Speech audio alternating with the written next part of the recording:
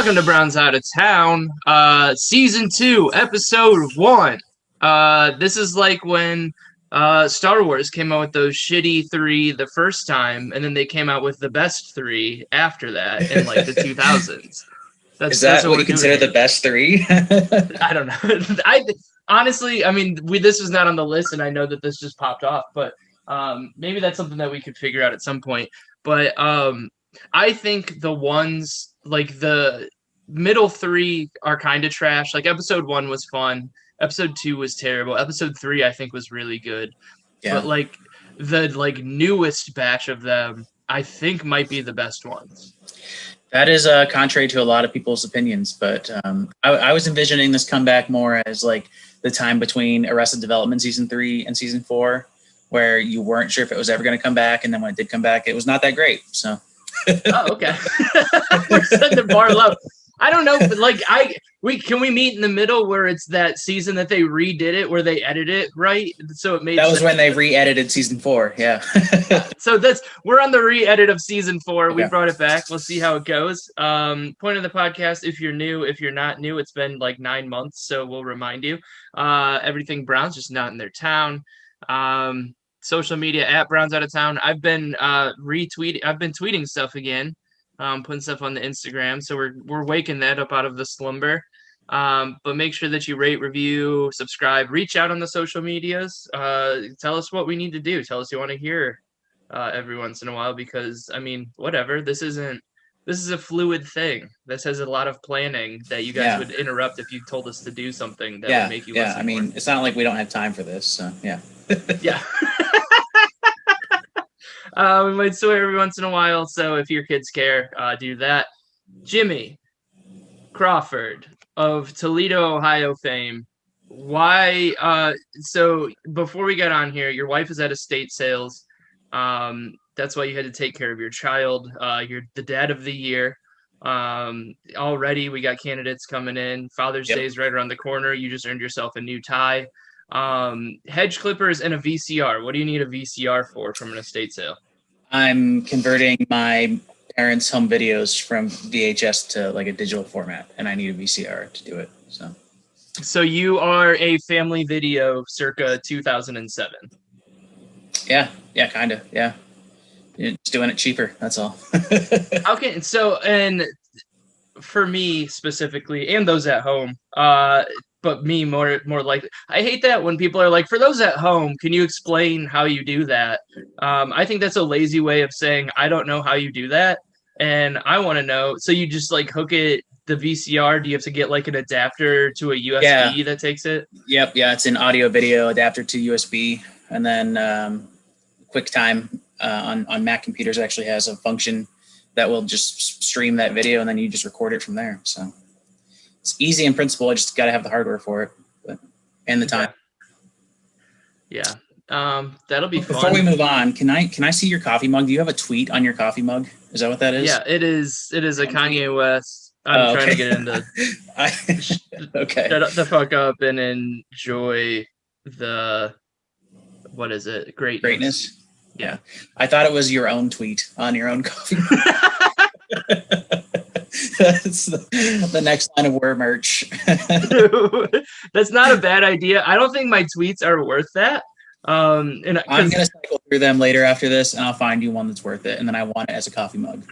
So my buddy, I told my buddy that like that might be a good idea. He tweeted out, "I think Tupac's overrated and still alive." And I was like, like just out of nowhere. And I was like, can you make this merch? Because I want a t-shirt that says that. Yeah, most people that think Tupac is overrated don't really care if he's alive or dead. And the ones that think he's alive probably don't think he's overrated. That's an interesting opinion. Yeah, it was like that weird, like that's what Twitter was made for, is that Venn diagram of nonsense of not thinking he's great and thinking he's alive. But no, that's pretty much what my life is. I just do yoga now and try not to go crazy. I'm going to have to get a CPAP machine. Have you gotten the CPAP machine yet? No. I saw it. I was going to hound you on Twitter, but, I was saving it for the podcast. Okay. Because I saw you talking about that, and I know you've lost some weight. Who the fuck loses weight and then has sleep apnea? How does that happen? Believe me, believe you me, it's the most frustrating part of my life right now because it's like honestly, I wake up one morning and I've been like, I'll wake up like gasping for air, and I'm like, all right, maybe I'm having like bad dreams or something. Like I Yeah. like just how like you just rationalize like instead of having to go to the doctor, you're like, all right, maybe I was having a bad dream or like Yeah. allergy season's happening or like the dog was on me. But it like happened for like a while in a row. And I don't know if it's been like happening forever because I asked Ashley, I was like, hey, have I been like snoring a lot lately or anything like that? And just like verbatim, she goes, no, but you definitely have sleep apnea because I'll wake up in the middle of the night and you won't be breathing. And I was like, oh, you don't think that this is How something long I has that should been have going known? on for? Like, has She told me that she told me like a few years ago, and Okay. like I just So it's forgot. not But something you have developed like recently. Okay. it's just something that I noticed now that ignoring. like Yeah. I pay attention to my health. Yeah. But like that's what I told my doctor, and I was like, I've lost like 35 pounds. I don't drink, I don't smoke, like, and now I can't breathe at night. That would be like a really cool thing to happen Did now you that I'm tell trying. them you don't drink or smoke anymore? Like that Yeah. to do with it in the first place? But And that's like so like if anybody's thinking about getting a CPAP machine, you can't just go to the store and get a CPAP machine, it turns out. You have to like go to the doctor and then they send you to another doctor. And the worst part about going to the doctor, especially if you've been like working on bad habits, is like once you tell them that you're trying not to be fat and you quit drinking and you quit smoking, and they're like, yeah, that's great, but like maybe you should still do more of that. Like it just makes you feel worse. They're never like, hey, good job, but like let's yeah, keep yeah. going. Like, okay, let's talk about the other 10 things you need to do still. Yeah. Yeah, so it's like it's very it like kind of takes the wind out of your sails because you're like, hey, can I get a like a thumbs up? And then like you look at your chart and they're like, yeah, you're still obese, but you're not as obese, was kind Hmm. of like the phrasing. Yeah. But then I went to like the sleep doctor, which I tweeted out, but it was like it's the most fake sounding doctor of all time, but like it might be one of the most important doctors that I've ever met. And I like went and he was super cool and he's like, yeah, like now that you care about life and like and because I even told him I was like when I was drinking and smoking, like I'm not gonna get hooked up to a machine to keep me alive while when I'm like awake, I'm like Yeah. actively killing myself. And Yeah. he's like, yeah, that seems like a good, like you're making a good choice. So It's rational. Yeah. yeah, I don't know. And it's just been like a fun thing. So I have a sleep study Monday and then I have to like get hooked up to a machine for the rest of my life because apparently, but here's the thing about the thing is they're asking me if anybody else in my family has it. And I was like, I don't think so. It's never really come up. So then Yeah. like I told my aunt about it and she's like, oh, I've had it for like 30 years. And then like I Yeah. brought it up to my mom recently and she's like, yeah, my doctor thinks I have it. It's like these are things that like this is why you talk to your family sometimes. It's like you're supposed to know this. So I don't know. Get in touch with your family, see if they stop breathing at night, and then go to the Yeah. doctor. Yeah. I'm not having any issues yet, so let's see. Well, la ti da for you. I know. Yeah. It's probably because I just don't sleep, but that's fine. You know, can't not breathe in your sleep if you're not sleeping. So Well, that's the other fun thing. I mean, yours is self-induced by having a child. But also the fun part is like now that I know that I can't breathe when I sleep, I'm like terrified of sleeping, so it's like harder to fall asleep. oh yeah, the anxiety. I'm sure that's gonna be rough. So, and I mean, and again, like you have a child, so that's more life or death. Like you're worried about somebody else's life. But like I understand Fight Club now. Like before you like got it, but now I'm like the whole world's like a blur, and like I'm asking customers what day it is, and like just, so I get it. I haven't started fighting people yet, but any other life news over the last 6 months or whatever? It has been a minute since we talked, but no, nothing. I mean, COVID's getting better, so that's good. You know, No masks. yeah, We went to a restaurant the other day because, like, the restaurant that we usually go to, because Wisconsin's kind of weird, where it's like if you're comfortable without a mask, they'll let you not wear a mask because it's like a restaurant. You're going into a restaurant, you're going to take it off when you're gonna charity's take it meal off anyways. anyway. Yeah, So like the spot that we go to, like we'll walk in with our masks on just to like follow the rules or whatever, and then walk out with our mask on. But like the last time we went there, I was like, I'm just going to keep my mask in my pocket. Like I have it just in case somebody says something about it. Just walked in. I saw somebody smile. I smiled back. It was nice. It was very cool. Yeah, I had like a nonverbal thing today with a bank teller, where like she was like, "Oh, sorry, these bills are sticking," and like normally I just be like, "Yeah, okay, thanks, no problem." Like, but I wouldn't, it'd all be on my face, and then I realized I just stared at her, like she didn't see any. Like I'm like so sick of this stuff. Like, but what are you gonna do with the $1 million that you win for being vaccinated, bro? I don't know. I'm excited. I got a good chance. I've got 2 people in this house that have it, so. Let's go. I know, like that was like when Bill Squire shared it on his Instagram, and I was like, this had like I thought he like made that tweet as like a fake thing. Yeah, I saw that too, and I was like, this is not coming from Mike DeWine. Like that's not happening. They're not doing that with that money. Like because it's like a relief package, right? That's like just what the state of Ohio is doing with that money that the federal government gave us. I guess I don't know. I have no idea, but it's like they should double the odds for people who are fully vaccinated, though. Like they should make it like because Wisconsin is starting to pay people to get vaccinated. And it's like, all right, so like, do I not have to pay state taxes this year because I got it before you started paying people? Yeah, right. Like, I feel like that makes sense. Yeah, but I don't know. All right, so let's get into football. NFL news, biggest news here and all over the NFL is Aaron Rodgers not wanting to play for the Packers, but it kind of seems like he's going to have to.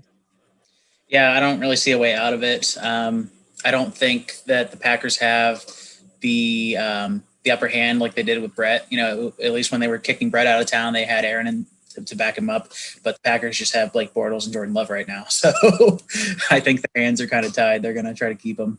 As Matt LaFleur said, Blake Bortles almost took his team to the Super Bowl a few years ago. So they got a stud in Blake Bortles. Yeah. But I like Blake Bortles. I thought he could have been like the next Big Ben, but I don't know.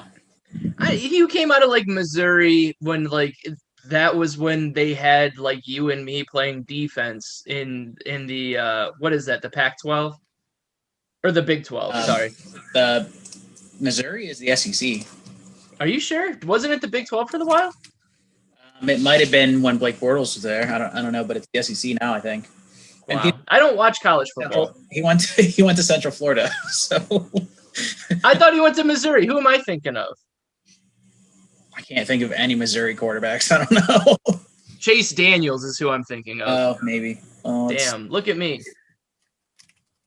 That wasn't it. I mean, I don't know. It doesn't matter. So yeah, he's been in the league for a little while, and he went to Missouri. Okay, you're right.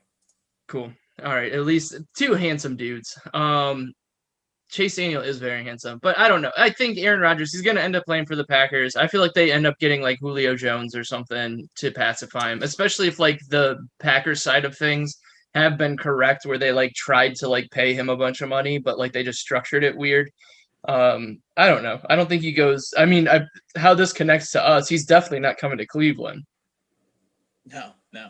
There were talks that he should, like the talks around town of Baker for Aaron plus a bunch of other picks, and it'd be cool, but I think we have a better long-term future with Baker, hopefully. So I've been talking to people at work, and like Green Bay or like Wisconsin has like a different view of football just because they're like in contention every year, and we haven't been in contention for 20 some years.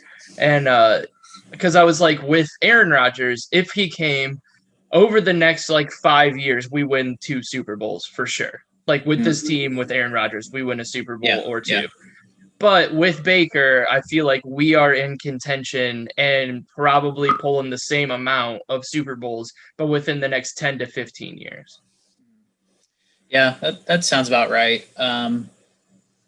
You're definitely thinking more long-term with Baker, but I wouldn't hate it. I mean, I'd be conflicted, and I am conflicted thinking about it, but it doesn't really matter because it's not going to happen. So. Yeah, and they came out and said it isn't, but like, I mean, I believe anybody. If you're Andrew Berry, do you make the call? Like, he had to have made the call, and then it just had to have been like too expensive or something, or they told him no. We'll get to Andrew Berry in a minute because it might not fit into that segment, but it's my favorite thing on the internet. But Deshaun Watson, we'll take that out of order. Updates on that. The last time I looked at it, Tony Busby, who's like the lawyer for the women who Deshaun Watson allegedly, we'll say allegedly, and I'm not saying it like sarcastically because it is alleged currently. He's saying that like they don't want to settle at all because like one, they don't want to settle. Two, they're saying that the NFL is not like looking into it in good faith. So like that's just going to be a whole shit show that's going on forever. Yeah. So he's not playing this year, I would think, right? I mean, if anything, this might save him money because he said he was the OG Aaron Rodgers of this season, saying he's not going back to Houston, and that's kind of how we found out about like pros will get fined so much. Like with the new CBA, they get fined a lot of money for sitting out. So this might get him out of. I mean, I know you don't want your name dragged through the mud and be in court the whole time, but this might he's not get technically him sitting out because he's not going to get paid, but he'd be like on that non-football list or whatever. Yeah. It's interesting. Yeah, I haven't gotten to look into this too much. I just knew it was an issue. But I'm assuming he won't play this year, especially if at least most of it. I don't know. We'll see. Biggest quarterback news of the last 2 weeks, though. No longer quarterback, was a quarterback. Won a playoff game against the Pittsburgh Steelers, and then everybody decided to shit on him. Your boy, Jesus Christ boy, Tim Tebow, back in action. Tim Tebow, no chance of making the team, but you think no chance? I'm on the opposite side. Really? No, yeah, no chance.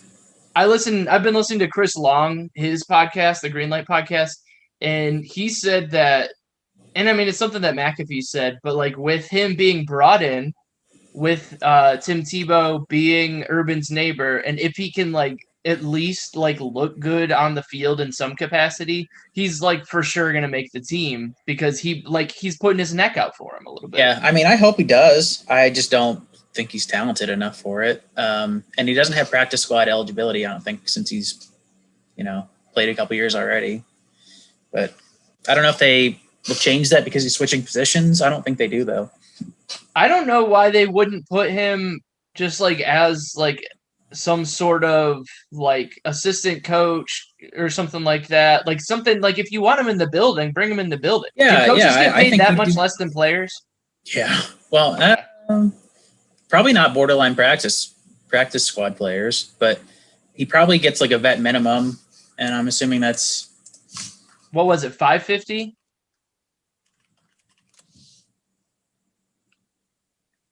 $660. Okay. I thought it was, so I mean, $660, which is good money. I mean, that's probably what he's making in minor league baseball, or probably more. Probably more. So like, I don't know, just like making him, he already lives in Jacksonville. So just like, it's not losing any money really. I don't know why he just wouldn't be like a coach or something or a scout. Yeah, I don't think he needs the money. I mean, he's got a bunch of other marketing deals and stuff, and works for ESPN, and does some analyst stuff for them. I don't think it's about the money. I think it's just he wants to see if he can do it, and I don't think he's going to get thrown around. I think it's one thing to be a tight end as like a wide receiver tight end. It's another thing to try to block Myles Garrett. Yeah, that's true. It is I don't know, but the tight ends aren't super into blocking anymore in the right scheme. I mean, you just kind of get him out there. All he's got to do is chip him and then release. Has Tim Tebow ever caught a football? Like, I don't even know. I don't know. I don't understand the transition. Like they said when he was in the NFL that he should transition to tight end, but does a guy have hands? I don't know. Who knows? And I mean, I could see them being in there, like doing like a random Tim Tebow. Like, obviously, he's not going to make the team as a quarterback. So, like, you want him in the room to like guide Trevor Lawrence or something like that. Like, just make him a quarterback coach. Like, I don't see why you don't like make him something like that where he just can bring him in as the team chaplain. Like something like that. It makes sense. Yeah. Or even if he's just like, what's that thing where people go into like other businesses and tell them what to do? Like a spiritual advisor. An advisor. Yeah, like making him an advisor for the team, and then that way you can pay him whatever the fuck you want. Like he can charge him, he can bill him 1099 him for 600 grand. And he can be an advisor for the team.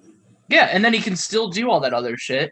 Because if you're working for the NFL team, I doubt you can be on ESPN doing the same thing. So just bring him in as an advisor.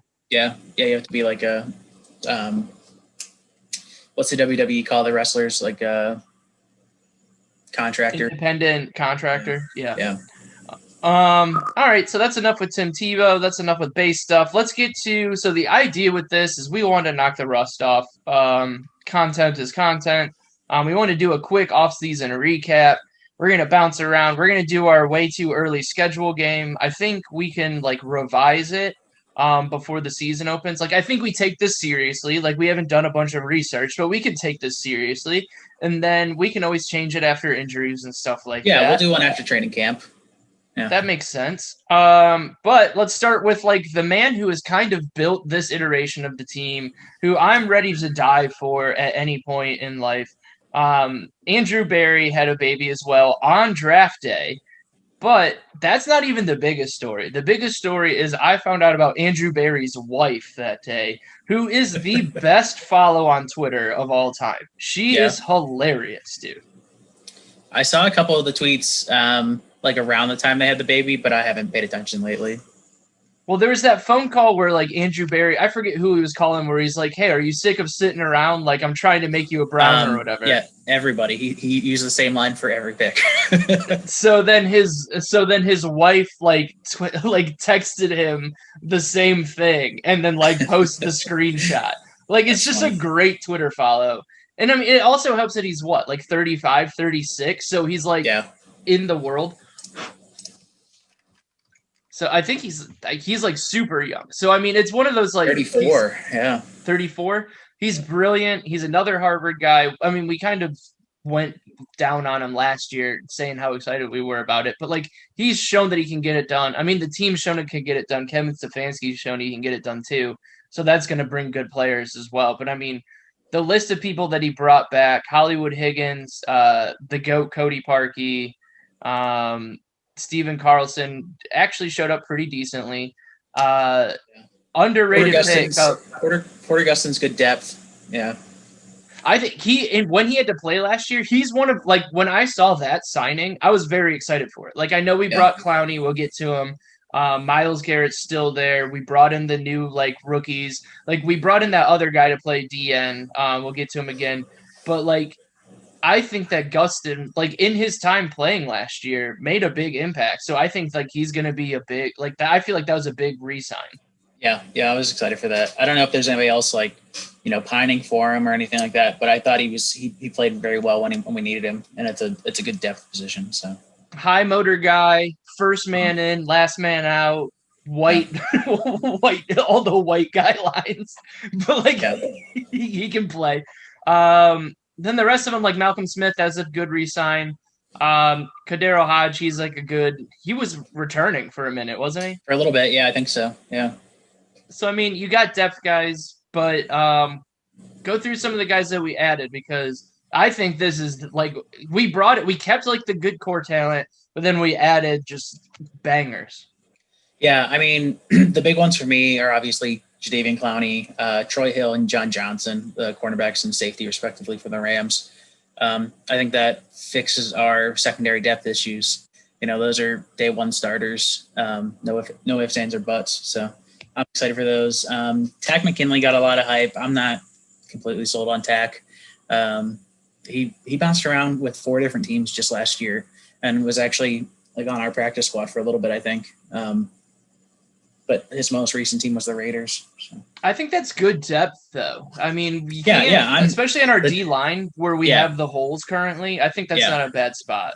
Yeah, it's crazy to think that we have holes on our D line, but we do apparently. You got to rotate these guys in and out and keep them fresh. So I'm happy with that. It was kind of short last year. I mean, it was one of those things where the linebacking core got a lot of the shine for having holes in it because we didn't have like there wasn't really anybody that came out and like was killing the game last year in the linebacker core. So like Yeah. the D line kind of got hidden a little bit. And I mean, when you have Myles Garrett on the D line, that kind of gets hidden. And now that you add like Clowney, but like actual defensive tackles, I mean, we'll get to him, but I think Sheldon Richardson's gonna come back just cheaper. We picked up the kid in the draft. I think that's something that you can hide a little bit now. But like you still want depth there. Yeah. Yeah. I'm more concerned with depth on the inside of the line. I think Clowney and Garrett, you don't really need to account for them, but it's nice to, just to keep them fresh. But obviously those guys aren't the ones that worry me. Yeah, Jake McLaughlin, I want to know, I mean, I know you want competition in there, but I mean, Cody Parkey had a great year last year. Yeah. This is a Cody Parkey podcast. Just calm down. It's a camp leg, okay? I know, but like it's not like he kicked for the Jets, and like nobody was ever like, hey, nobody's known the Jets kicker since like Mike Nugent. All right, like we don't need another camp leg. Mike Nugent, good call out. Hey, shout out OHIO. I had to make up for the Chase Daniels gaff. Okay. I don't know the rest of. I mean, Anthony Walker that's a pretty decent sign. I remember that's a good signing. That was an early in. one. That was like one of the first ones they signed, I think, once it opened up. So that's a good sign. I'm on record saying that I thought that the linebacking core was going to be very good this year after last year because they got a lot of experience. They didn't look terrible. Like that was the big thing. Like there was no like glaring hole in it, but that was like the least experienced side. I mean, other than the secondary that was ravaged by injury, like there was nothing you could do about that. But I mean, are all of the linebackers that we had last year getting cut? No. I don't think so. So, like, do we need like we have 500 linebackers on this team? I don't know who we're going to cut from last year. I don't know who's that. I mean, competition breeds success and all that stuff, but I mean, somebody's going to be gone. I know BJ Goodson's an unrestricted free agent that we haven't re-signed yet, and nobody's signed him yet. So he'll probably be a casualty, I would think. Taki solid. Mac Wilson has potential. Hasn't played as well last year as we would have liked, but then we got to, obviously Joke will play. I think he'll start day one. So yeah, and I mean Walker's probably gonna start day one. I don't know. That's something fun to watch. Players that we lost. Carl Joseph had a great year for us last year, filling in holes. I'm glad he got paid. Kevin Johnson wasn't that bad. But Terrence Mitchell, I'm not upset with losing Kevin Johnson because of who we replaced him with. Yeah, I mean, I'm not upset at losing any of these people because I think like John Johnson, there was a stat. I don't know the exact stat, but it was like he was one of like the least targeted people on the field, and like when like on 25% of like the plays that went his way or something, there was a completion. It was like some stat that like he had never given up a completion in the red zone. Like in the entire season last year, which I mean, he didn't have a lot of targets, but because that's like a fear thing, right? I mean, yeah, and then like that was like our biggest gap. I mean, we had like decent corners, but then you had Andrew Sandejo, who was lost half the time, like in the middle of nowhere, and now we just put him right in that spot that was like probably our biggest weak spot, especially if we're going to be playing teams like Kansas City and Buffalo, where we have to like look good against them, and the Ravens. Really, I mean, we're gonna need that deep guy that they're not gonna be able to target, and then you're gonna go to the other side of the field, where like where are you gonna throw the ball? I mean, I feel like the way that they added the defense is great. Like the offense, fine, whatever, but like we have a defense now that should slow people down. Yeah. And then Sheldon Richardson, we brought him up. He might come back, just cheaper. So that'd be cool. I mean, he didn't have a great year last year, but like he also didn't have a bad year. But then he was also hurt. So yeah, I mean, this is a cap casualty, and nobody's signed him yet. So there's the opportunity to bring him back in for cheaper. And if I'm him, I go cheaper because this line's gonna be stacked. So well, didn't he pop the Achilles last year too? I don't remember. I don't recall that. Somebody got like a late injury on it. It's not worth looking up now. We'll find it eventually. But And then Larry Ogunjobi, that's a fun one just because he went to the Bengals. So, I mean, we'll see him twice a year, and I mean, he'll be solid there. He'll be fine. Did he play for the Bengals before us too? I feel like, oh no, we drafted him. Okay. I don't know why I thought he played for the Bengals already once. He's been around for a while. All right, let's do the draft. Great draft. We're gonna go deep again. This is just an overview. We'll go deeper into it. My buddy Joel loves draft analysis, so I might just have him record something and then add it in there and then go over it. Yeah. He wanted to do it beforehand, but I was like, I haven't even looked at football that much, and then it is what it is. Now it makes sense because we have the schedule and all that. I had a hard time following the draft this year. I didn't get to watch too much of it.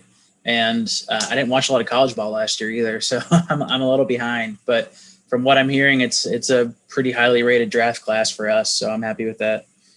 You didn't watch any of the draft, even though it was in Cleveland?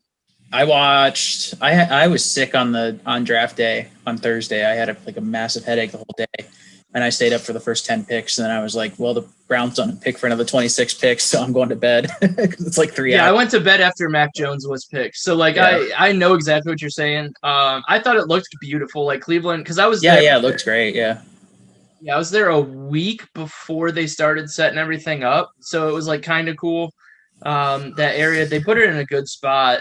They put Joe Thomas out there. They sacrificed Joe Thomas basically when they made him do the "Here we go" brownies in it's in Cleveland, but they showed that front part in that gazebo or whatever you call it. It's a blend of different fans on purpose. So then you have everybody in the parking lot where there's no mics. So then you just look like a dumb asshole. Yeah. There's nobody else. It's just the Brown section that's 15 people deep in there, and then the rest of them outside. Yeah. So that's fine. All right. Pick 26, Greg Newsome out of Northwestern. I looked it up. Oh yeah, we didn't go over stat. All the betting odds are from FanDuel, and of course this is 4 months until the season starts, but he's a plus 2,600 defensive rookie of the year. I feel like that might be a good bet, because he's going to be on the other side from Denzel Ward, so they're going to go at him a lot. And if he's as good as they say, that might be worth it. It's a good look into. The next one, second round pick. This was a big signing. We'll let you take a swing at this, Notre Dame fan. Jeremiah Owusu-Koramoah. Ooh, out of Notre Dame University. He's a plus 750 defensive rookie of the year. So they think he's going to be He's got higher odds than the first round pick. That's interesting. Consider him a first round pick anyway. He should have went in the first round anyway. Kind of late in the second or mid second, I guess. But so we'll see. That'll be good. It's one of those weird expectations versus reality kind of deals when it comes to defensive players. Because week 1 is against Kansas City, so you're just not going to look good against Kansas City on defense. It's just not going to happen.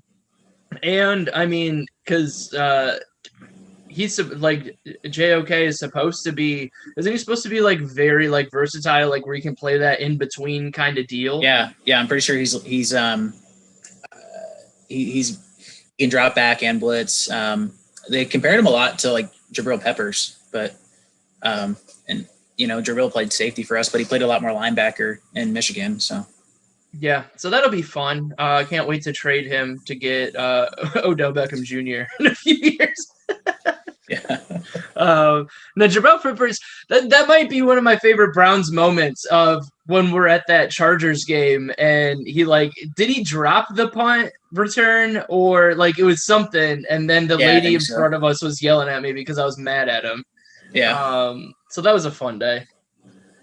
Just up, I think was why she was yelling at you, but hey, it happens.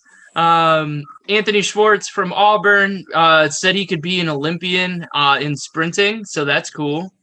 I'm assuming he'll be our main kick returner, so that's exciting. That'll be fun. It'll be cool to have some speed too, because that's something that people are OBJ's coming back too, but we're just adding wide receiver depth too. Like that was kind of a bummer last year. Like Higgins is great, I love him, but like that shouldn't be one of our featured wide receivers on a team. Like he should be like our hardcore third, not like number 2. Yeah, well, I mean, the only reason he was number 2 is because OBJ was out. But I'm happy with this draft class. I mean, every position, it's nice to go into this situation, not needing anything really. Like, obviously, we need stuff, but it's not like this is a dire issue. We have to draft a number 1 receiver. You know what I mean? Like every pick is a depth pick, which is awesome. Yeah. And then the rest, you can look up the rest. I think the D tackle from Ohio State. That's always fun when you pick up. Like in the 4th round, you could get a D tackle that played for Ohio State who didn't have a bad defense last year. Yeah. That might be a good pickup, like just like a value pick. Right. But then the rest, I mean, just dudes that nobody's ever heard of and will end up being Browns like legends at some point too. So, if they make the team. But let's do the schedule game. We have like fun little things on the schedule game. But we'll go through it while we're going through the game. I'll add it in here. I'll keep track of the deals here. We're not going to do scores because we do that weekly. But week 1, we're in Kansas City. That's actually going to be a real good game between a Kansas City who will have Patrick Mahomes apparently and like a revamped offensive line against the team that they barely beat to get into the AFC Championship, the Cleveland Browns. Who do you got in week 1? And here's a cool one. Currently, we're 4 months out again. But Browns plus 5.5. So they're favored by less than a touchdown. Interesting. But of course we're going money line here. We're not doing with the spread. I just think that's a good one to know that they think it's close. Yeah, it is close. It's a 4:25 game, so that's probably the Tony Romo, Jim Nantz game on Sunday. I got to go Chiefs, unfortunately. I'd love to come back and get a revenge win on that, but we're going to have a couple rookies starting on the defense. I think there's only one scheduled preseason game, and if we don't even know if that'll actually happen or not. I got to go Chiefs. I'm going to dub on this. I looked through the schedule the other day, and I'm going to be very surprised. It's going to be one of those like, oh, you're a homer, and then Jimmy's going to end up having more wins than I do anyways again. But I was like, this could be – I don't remember the exact number, but I was like, there's 15 wins in this schedule. That's crazy. And we're going to lose a couple games that we shouldn't and all that other good stuff that always happens. But I think the Chiefs is a win. It's going to be one of those surprise ones, especially since they dealt like with their offensive line and then us bringing in Clowney, having Myles Garrett, having the new defense. I feel like the Chiefs, like I think we definitely cover against the spread anyways. We're in there. I think we sneak a win off of that, especially with all the hype. And then I either feel like we're going to start with this win and then we're going to peter out towards the end and like it's going to be like the same old Browns again, or I feel like we start with a loss and then we get stronger as the season goes and kind of do that. Yeah, but I'm going to that's kind of how I see it going. And, I'll take a loss on this one if it means we get the win when it actually counts, in the playoffs. So Texans without Deshaun Watson, that's a win for both of us, right? Yeah, that's a win. Because that's at home. It's the home opener. There's going to be fans in the stadium. It's going to be bananas. Yep. Bears at home. Going W. It's Dalton or Justin Fields. Either way, I don't care. Win. I mean, when's the last time Andy Dalton beat us? It's a good question. Probably 2017. I've been talking to people. It's really funny. I've been talking to people about because, it's all Packers fans up here, but they were like, man, it's got to be tough. Like Browns fans are always so mean, and we have that weird still from the 80s and 90s dog pound problem, where people think that we're fighting people all the time. And I was like, honestly, the only game that I've been to where it was really contentious was a Browns Bengals game. Mm-hmm. And it was when they were both terrible. So it didn't even make sense. It doesn't it's just even frustration. Make sense. That's all it is. Yeah. Yeah. Frustration. Week 4 at Vikings. I'm going to go win. Win on that one too. I got 3 in a row. I think that's going to be so. I got 3 in a row to start. I think that might be a first loss. I'm just putting it there because I don't believe in us to go 4 in a row. Yeah. And because I think we win week 5 against the Chargers, and I really don't believe in us going 5-0. So that's why I'm going to put that loss there. We went 4 in a row a couple times last year, didn't we? I think we did it twice. We did, but it wasn't against teams that have like established like the Vikings aren't like a great team, but they're like one of those like experienced teams that like I don't know. I don't think I think they're on the same level. Those like they want to beat they want to beat Stefanski kind of things too. Like I don't know. Yeah.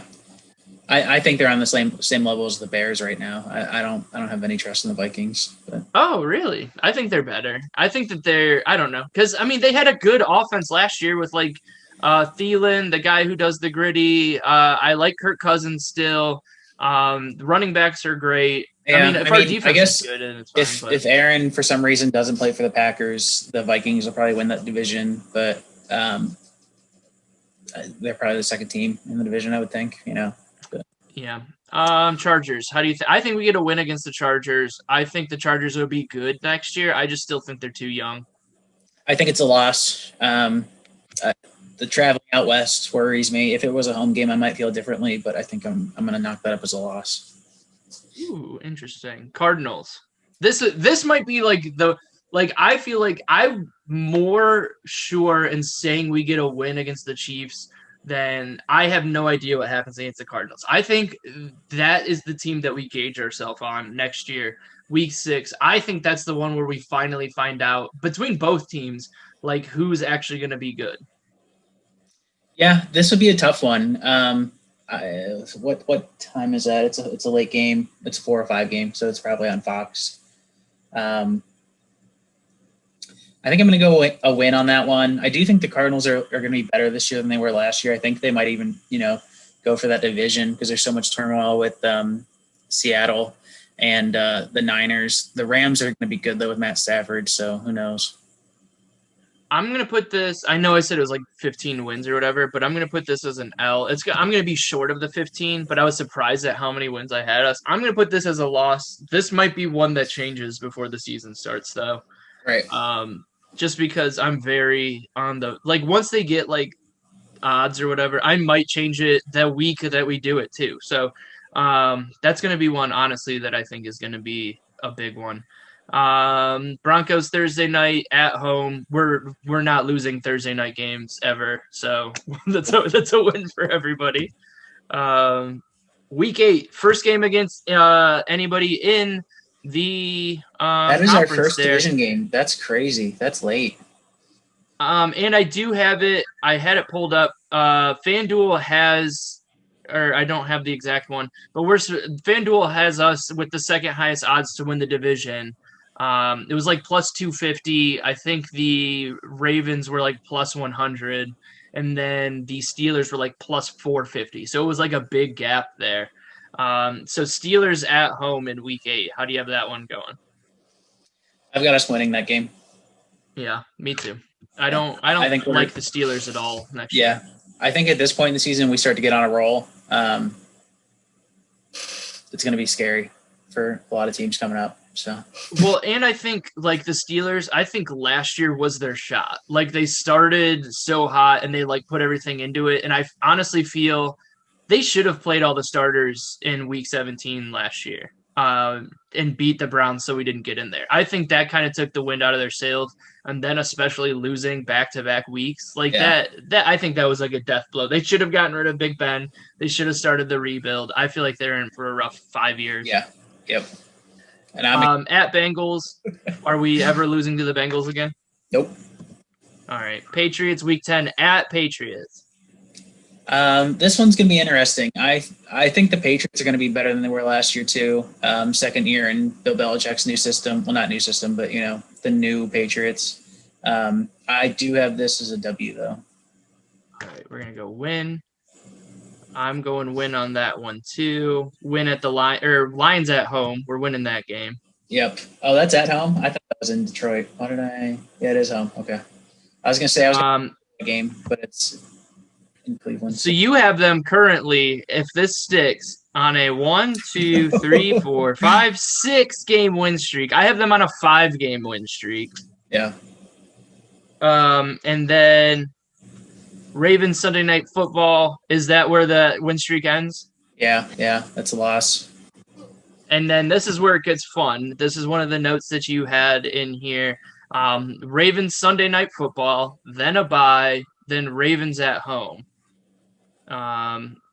I think so. After the bye, I mean, obviously everybody wins in the bye week. I think this is when it gets real fun for us. I feel like we close it out strong. I think we win this game at home. Yeah, I've got to win on that too. The interesting thing about this is it's if I'm the Ravens, I'm super salty about this. The Browns have a bye week in between games. The Ravens have the Steelers, so ooh, they can't even like take a week off to like, you know, say they were to lose that game on Sunday night, they would have to go into that bye week like thinking about us next, but then they play the Steelers. You know, it's crazy.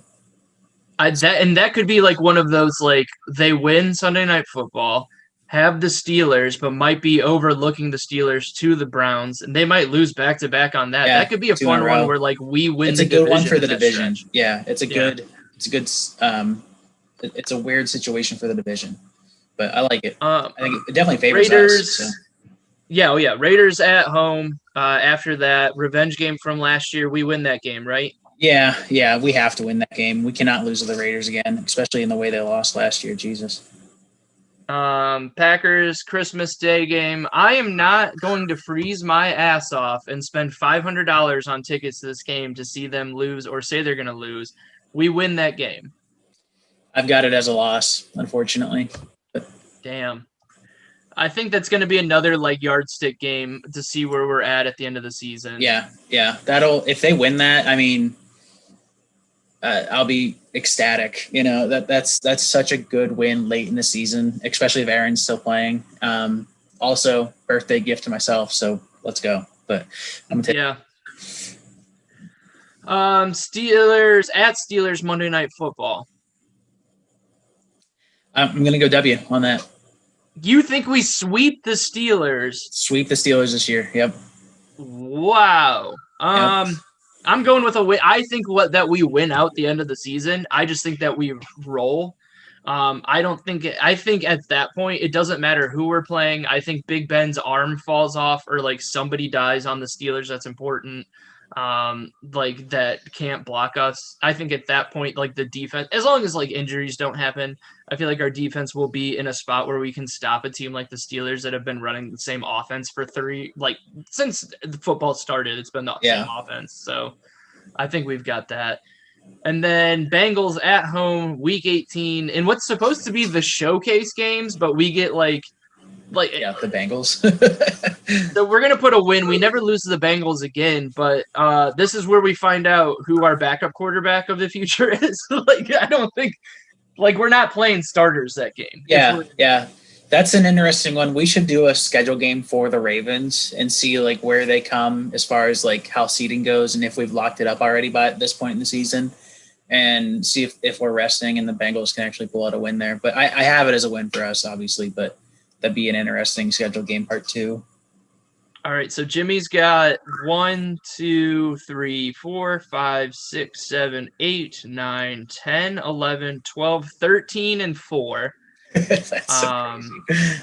Hey, we did it last year and we nailed it. So, you know. Yeah, it was like spot on. 1, 2, 3, 4, 5, 6, 7, 8, 9, 10, 11, 12, 13, 14, 15, and 2. I told you there's 15 wins in there. There definitely are. I mean, when the schedule first came out, I was like, this seems like a very hard schedule. But I also saw Warren Sharp. He's like a guy that's on the McAfee show every once in a while. He also goes on Russillo's show. He shared a stat that it's not strength of schedule. It is actually where the rest comes in. Did you see that chart by chance? No, but the Browns have the number 10 in rest availability, where like they don't really travel West Coast back to back on like Thursday night stuff. So like they actually have a lot of rest in their schedule. They're in like the top 10 on that. So I think that this is a very doable. Now, could it be 12-5? Sure. Like but I feel like this 15 wins is not a bad start. So obviously, like the Ravens have like essentially the same schedule as us. They just play a couple different teams in the divisions that we play, like one-offs. Like because I think they had the second hardest of the division. We had the third because of where we finished.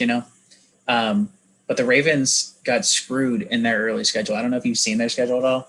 They start out against the Raiders at Vegas. They come home and play the Chiefs. Terrible game. They are at the Lions, at the Broncos, they had like 4 of 5 games away, like early on in the season. It's just crazy. Yeah, and that's going to be one of those, like, does the team come together that early in the season and get through that, and does that make them stronger, or are they, like, dicked from starting that late, or starting like that? Yeah. So that's going to be an interesting one. It'll be fun. Just to round it out, so I put it in here. FanDuel had the over-under on the Browns winning. 10.5 games was their over-under. Yeah. And the over was plus 100 odds. They actually have them winning under 10.5 at minus 100. I don't see it happens. There's no way. Yeah. I mean, they're going to win at least 11. They have to. But also playoffs, they have them at minus 250 odds on making the playoffs. So either they think the AFC North is going to be trash and like beat each other up, but like minus 250. So they have them going to the playoffs with 9 wins, or 10 wins. Yeah, I don't know. Yeah, not going to cut it this year, I don't think. Because 10-7 is just a wild record to have. That is a weird record. Yeah, I mean that's basically 9-7 at this point, but. And especially when you have the fucking Bengals the last game of the season. Yeah, I don't think you're going to get in with 7 losses. Yeah, I don't think so either. Well, there's the expanded that expanded wild card. So yeah, who knows? But having the extra game puts more people in the situation to where they are qualified for it. And I think it's going to make the race tighter even with the extra. Yeah. Who knows? And then my other fun, as of right now, getting through FanDuel, 4 months out from the season, Baker is plus 2,600 for MVP, and then Nick Chubb is plus 10,000 for MVP. Who's the last non-quarterback to win MVP?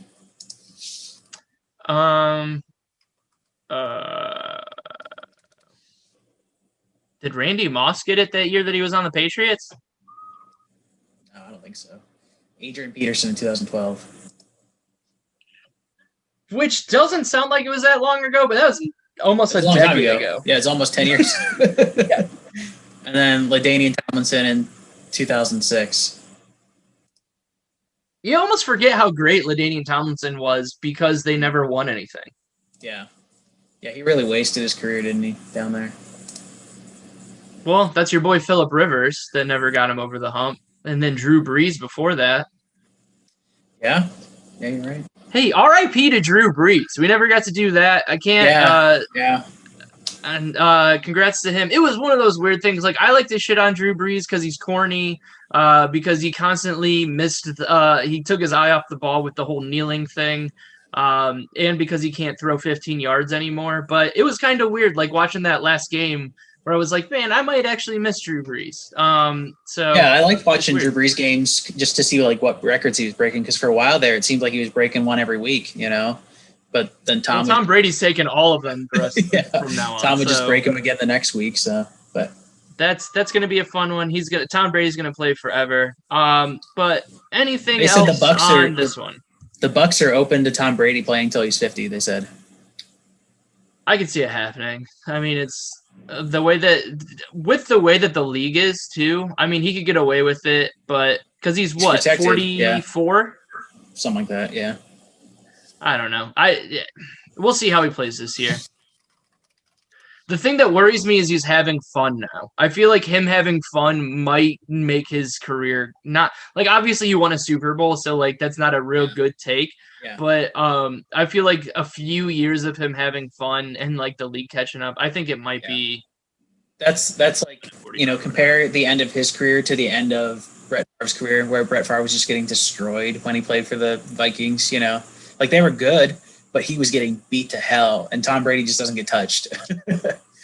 Yeah, and I mean, but it's also that's football in 2021 now too, where like back then you could still do 2006 that. was like Bounty Gate and all that stuff, and or 2009 I think we played there. Yeah, When football was good, before the sissies took it over. But all right, make sure that you rate, review, subscribe.